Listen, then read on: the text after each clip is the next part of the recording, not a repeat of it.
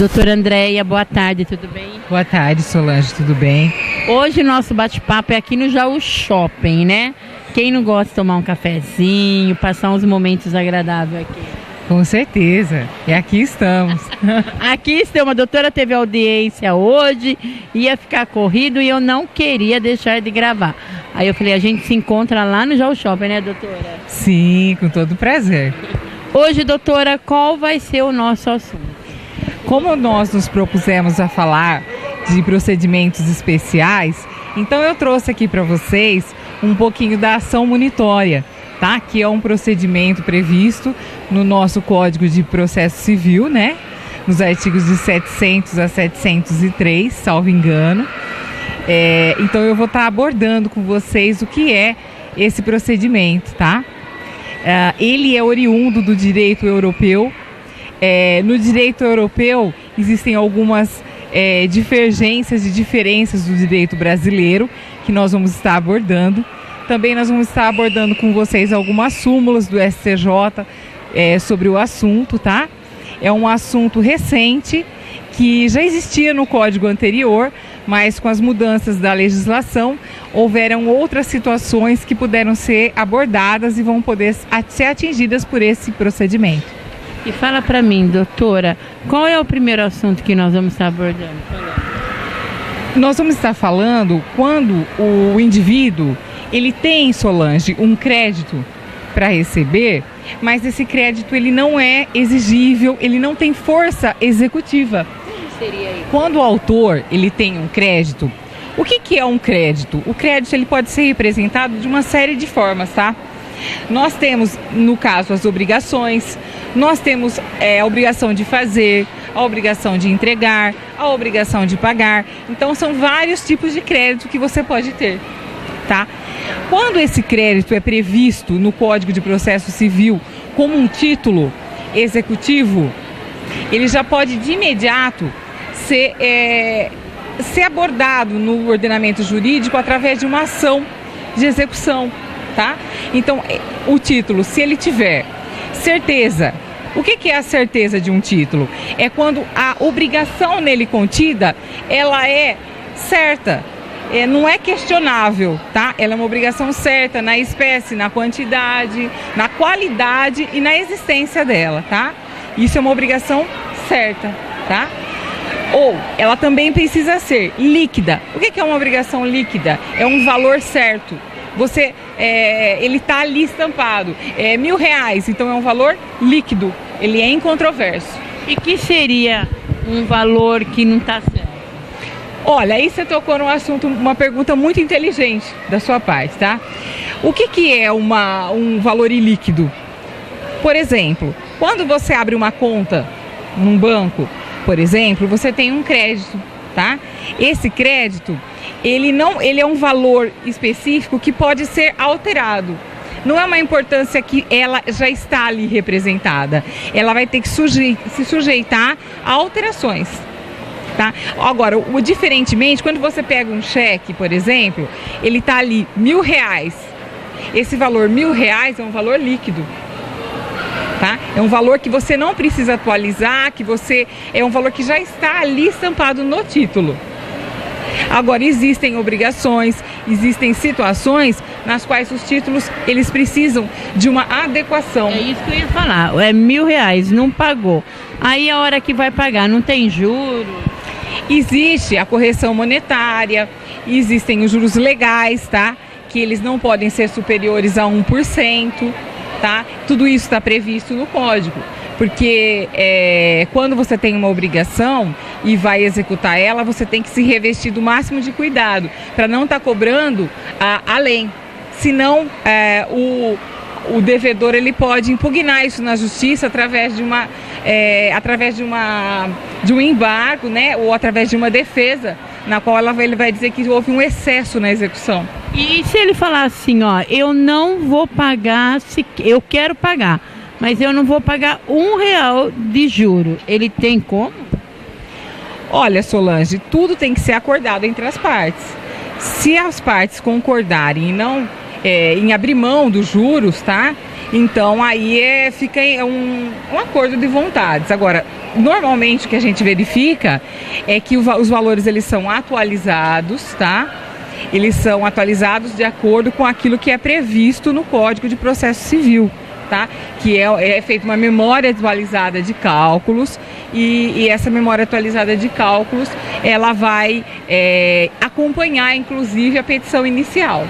Ele só pode assim recorrer se o credor cobrar um juro mais alto do que o normal. Se o credor estiver cobrando algo abusivo, aí ele pode impugnar isso. Inclusive eu já vi muitas ações que houveram o reverso por isso. Porque quando você vai cobrar, você tem que ter o máximo de boa fé de cobrar os valores corretos, né, justos e permitidos pela lei. Não posso cobrar aquilo que eu acho que eu mereço. Não pode. E deixa eu te perguntar uma coisa, doutora, nem está no tema aqui. Dívida, o pessoal não paga, depois de 5 anos ela caduca ainda? Sim, então, esse é o tema que eu ia comentar com você, tá? Então, vamos lá. O artigo 206 do Código Civil, em seu parágrafo 5º, ele prevê para alguns tipos de títulos o prazo prescricional, tá?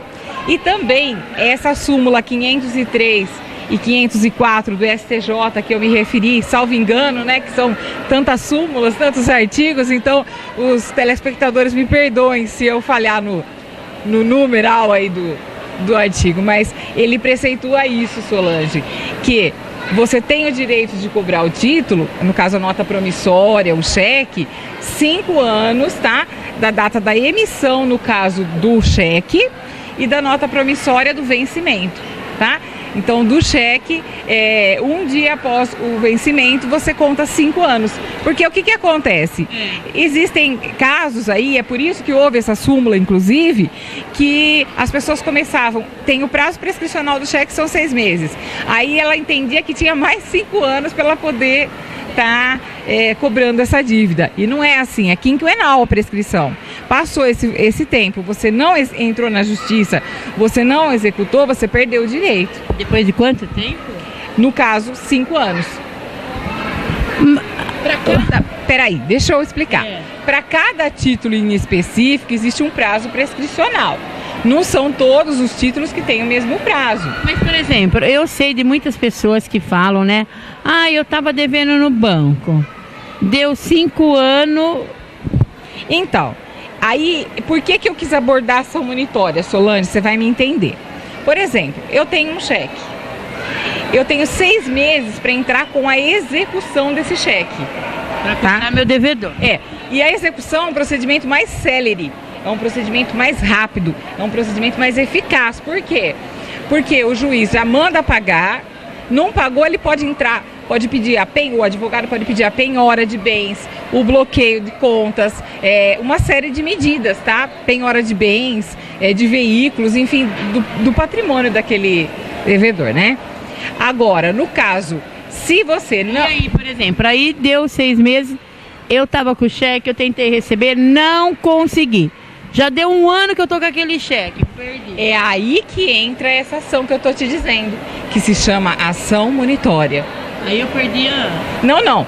Você vai ajuizar uma ação monitória para que aquele título, aquele crédito que você tem, que ele é certo, ele é líquido e ele é exigível, ele possa ser recebido. Por quê? Se eu não fiz nada durante 1 ano. Não, você tem 6 meses para entrar com a execução. E se eu não entrar? Não tem problema, você tem ainda 5 anos, 4 anos e meio em tese, né, para você poder estar ajuizando ou uma ação de cobrança ou uma ação monitória. Por que eu falo da ação de cobrança e da ação monitória? Porque a ação de cobrança, ela é cabível quando aquele título, Solange, que você tem, ele não é uma prova escrita hábil. Ele é uma prova frágil, digamos assim. Tá? Então, por exemplo, eu tenho, por exemplo, um papel escrito apenas, que a pessoa me deve, um exemplo. Tem valor? Olha, eu teria que entrar com uma ação de cobrança para ter uma cognição, para poder estar tendo uma segurança para o magistrado poder estar deferindo a citação, eu vou estar produzindo as provas que eu devo aquilo. tá? Diferentemente, se eu tenho um cheque, o que não é uma prova escrita, ela presume a dívida, tá? Então, nesse caso aí do cheque, da nota promissória, de alguns outros títulos, olha, eles já podem imediatamente, você pode entrar com a ação monitória, na qual o juiz ele vai citar a parte e ela pode já pagar, tá? E aí ela está isenta das custas, né? O que a gente orienta aí a toda a população. Quando você tiver uma ação, você, inicialmente, se você entende que você deve pagar, né? E se você entende que aquilo está errado, aí sim, você deve fazer a sua defesa, você deve contestar aquilo, né? Então, esse procedimento monitório, o que é? É um início de prova escrita que eu tenho. Eu não tenho um título na mão, tá? Então, o que eu vou fazer? Eu não tenho o título, ele não tem... Eu tenho, posso até ter, mas ele não tem força executiva. Ele não está previsto como sendo hábil a eu receber aquele valor. Então eu tenho que se transformar aquele título numa sentença, tá? E aí sim eu vou executar uma sentença judicial, que é uma espécie de título também. Existem os títulos executivos judiciais, que seria a sentença, e os extrajudiciais, que são inúmeros, tá? Até um contrato de seguro, uma escritura pública, um documento particular escrito por 2 testemunhas, são uma série de títulos que são já executáveis, Solange. E aí, se executou, tem até o risco de empenhorar as coisas? No caso da execução, sim. Tem. Se você não pagar e não oferecer a defesa, há a possibilidade, sim, de ser realizada uma penhora de bens, tá? Bens, veículos, importâncias, tá? Existe previsão legal nesse sentido, sim, Solange. E o que a pessoa, né, vai lá, oficial de justiça na minha casa, o que ele pode penhorar da minha casa? Ele pode penhorar uma TV da minha casa? Existem na legislação bens que eles são impenhoráveis, tá? Salvo engano, é a Lei 8.009, se eu não me engano. Então, assim, se você tiver uma única televisão, se você tiver alguns bens, eles são de uso de necessidade da pessoa, tá? Mas existem exceções também. Agora você me falou esse tema, né? A gente não estava falando dele. Ai, você desculpa! Vamos continuar no outro, então! É que eu sou surpreendida, né? Quando a gente conhece do que fala, é um prazer ser surpreendido, né? Então vamos lá. A lei da impenhorabilidade, vamos lá. É o seguinte, Solange. Na lei da impenhorabilidade, existem alguns créditos que eles permitem a penhora, sim, tá? Não, eu só quis falar isso porque às vezes o pessoal está nos assistindo, fica assim, eu não vou pagar porque eu sei que depois de 5 anos vai caducar, né, a dívida que eu tenho, eu faço dívida mesmo. Não é assim não, né? Não é assim. Aí deixa eu arrematar para você. Na lei da impenhorabilidade, existem exceções. Por exemplo, se houver um tributo, uma dívida de um tributo de um imposto. Aí é complicado. Aí não existe em se alegar a impenhorabilidade. Você entendeu? Também dívidas trabalhistas do empregado doméstico. Tem que pagar. Tem que pagar, porque pode penhorar. É a única exceção, tá? Essas duas são as duas únicas exceções do nosso direito brasileiro, tá? Tem algumas outras também, mas se eu for abordar a impenhorabilidade, nós vamos ficar 1 hora aqui conversando, né? Então eu vou partir para você, né? Vamos voltar ao tema que a gente estava propondo, que seria, no caso aí, essa ação monitória, né? Ela é uma ação excelente, porque inclusive também, Solange, existe no direito a possibilidade de você fazer uma prova antecipada. No artigo 381 do Código de Processo Civil, você produz uma prova antes de entrar com o processo, tá? E quando você entra com ele, você já tem aquela prova pronta, maravilhosa, que você exibe em juízo e com toda certeza, com toda segurança jurídica, você consegue o intento que você está se propondo. Você trabalhou muito tempo nessa parte de cobrança, né, doutora? Eu trabalho na área civil há muitos anos realmente, né? Então a gente faz uma abordagem em todos os aspectos, né? Eu trabalho em todos os aspectos, assim. Porque a ação monitória existe inclusive contra a fazenda pública, né? A gente também milita no direito público, no direito, não só no direito privado, tá? É claro que o foro, se for a União, se forem as autarquias, as empresas federais, é a Justiça Federal. O foro modifica, né? Mas é cabível ação munitória mesmo contra a Fazenda Pública. Então nós não estamos aqui só abordando cobrança, nós não estamos aqui só abordando dívidas, nós estamos abordando também se você está descontente, você tem um crédito para receber da Fazenda, você tem um crédito para receber de um ser público, existe esse procedimento, você não tem segurança se aquele valor que você quer receber ele é correto, você pode ajuizar uma ação munitória para ter a certeza do juiz e com aquele título executivo você poder estar executando aquele crédito. E, doutora, e a pessoa tem que procurar um advogado para que ele possa estar ajudando. Olha, aqui em Jaú, Solange, nós temos excelentes advogados. Se a pessoa tem a condição, ela deve procurar. Se ela não tiver a condição também, ela pode ir à Defensoria Pública, ela pode, se ela tiver uma baixa renda, ela deve procurar a Defensoria Pública, que também tem excelentes profissionais que vão estar orientando a pessoa, você está me entendendo? Tudo na vida depende de um bom senso, sabe? E de um contexto de que você tem a intenção de resolver e deve procurar alguém que possa ter a capacidade, que tenha o estudo, a técnica para te ajudar naquela situação. Ou muitas vezes você mesmo, como pessoa, pode procurar o seu credor, o seu devedor, né? E tentar se compor com ele. Só que você tem que fazer isso de uma forma legal, de uma forma jurídica. Não é porque você me deve 10 mil que eu vou querer receber 100 de você.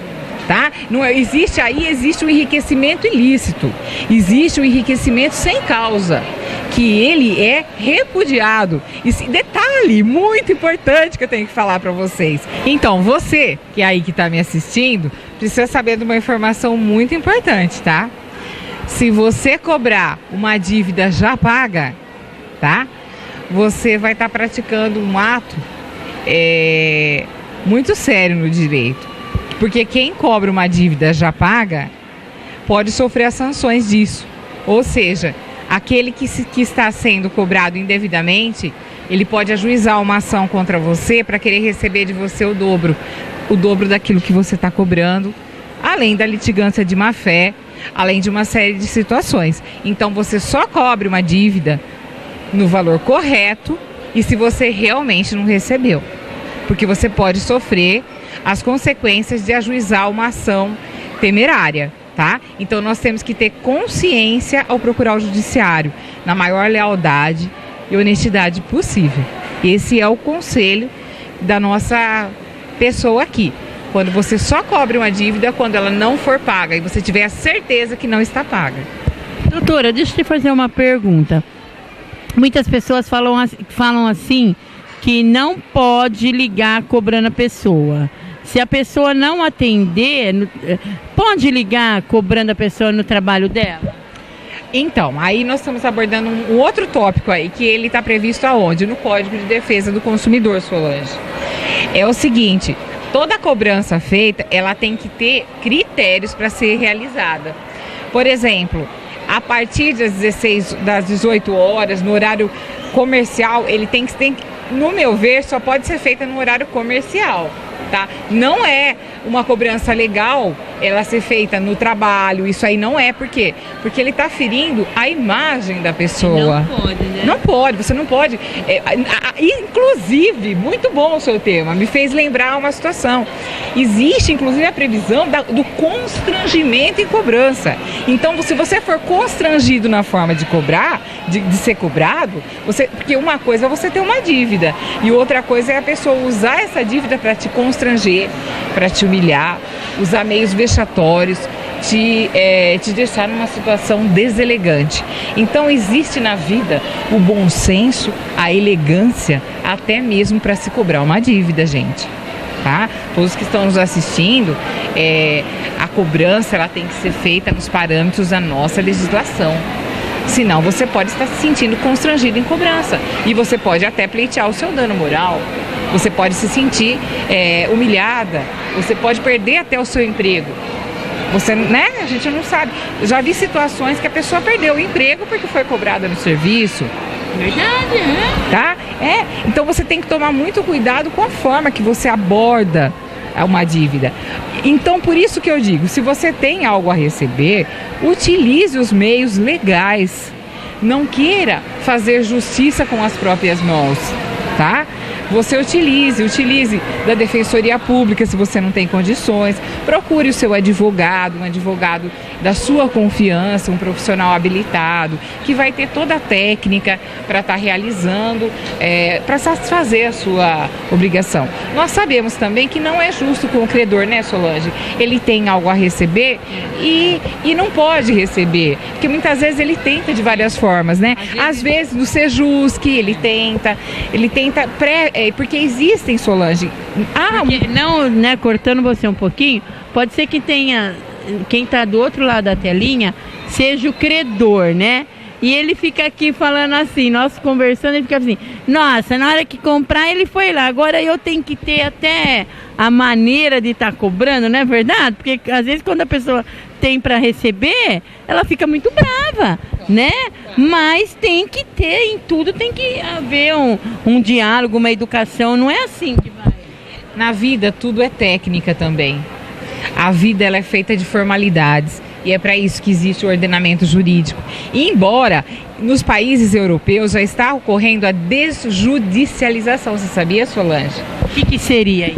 É o seguinte, é a tentativa de que as causas elas não sejam resolvidas na justiça, elas sejam resolvidas extrajudicialmente. Por exemplo, hoje em dia aqui no nosso ordenamento, o capião, divórcio, a gente já observa muitas vezes que eles são feitos não em juízo, tá?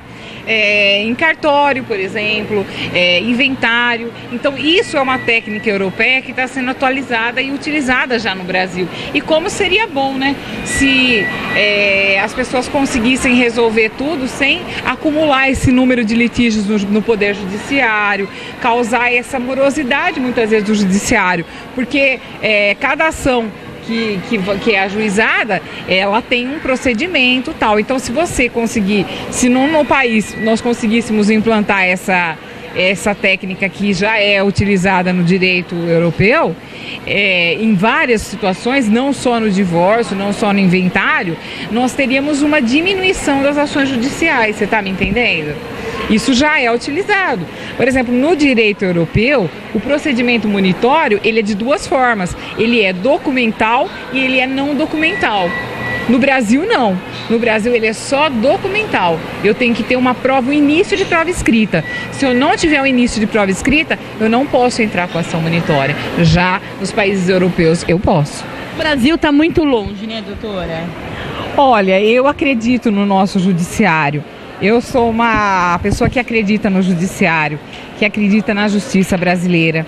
Eu acredito nela. Muito. Eu gosto mais do que eu. Eu gosto da justiça. Eu amo aquilo que eu faço, né? Eu acho que na vida, quando você tem amor ao seu trabalho, amor àquilo que você defende, ao lema que você segue, todas as portas se abrem. Você se abre para o conhecimento estudando, você abre o seu espírito para que Deus possa te abençoar, que possa te usar aonde você está, porque eu acredito muito nisso, viu, Solange? Que até os profissionais do direito, todos os profissionais em todas as áreas, se eles não têm a inspiração divina, eles podem ter o máximo de conhecimento. Aquele conhecimento, ele se perde. E quando nós temos a iluminação interna nossa, a iluminação vinda de Deus, né? Tudo que nós fazemos, ele é perfeito. Ele é, se não perfeito, chega a uma plenitude. E aí nós podemos estar levando ao nosso próximo o nosso melhor. E é isso que eu acho que cada um de nós deve a cada dia se propor, a aprender. Porque por mais que nós estudamos súmulas, capacidade do direito brasileiro, o direito internacional, o direito público, o direito privado, se nós não tivermos a humildade de estarmos aprendendo em cada momento da nossa vida, tudo isso se torna um grande vazio. O que nos preenche é a certeza de que estamos fazendo o nosso melhor com o conhecimento e a nossa espiritualidade. Tem que falar mais nada, né? Doutor, o nosso próximo tema nós vamos falar do que a próxima vez? Aquilo que vocês desejarem, eu estou aqui para informar a população. Eu quero falar, como me disseram aí, um passarinho voando, direito do consumidor. Pois não, será um prazer. Nós vamos dar uma de, como que chama lá daquela TV? Como que é o nome dele? Celso Russomano. Tá ótimo. Eu ouvi dizer que pode até, ele estava falando aqui, se a pessoa não quer levar 4 papel higiênico, ela pode levar 1. Nós vamos abordar esse tema. Gente. Extrema eficácia. Mas é verdade, né? Tem muita coisa a ser abordada. Às vezes você chega no mercado, você olha um preço lá que na realidade não é mais aquele preço. E se a pessoa, ela vê os direitos, tudo certinho que ela tem, o mercado é obrigado a vender para ela por aquele preço.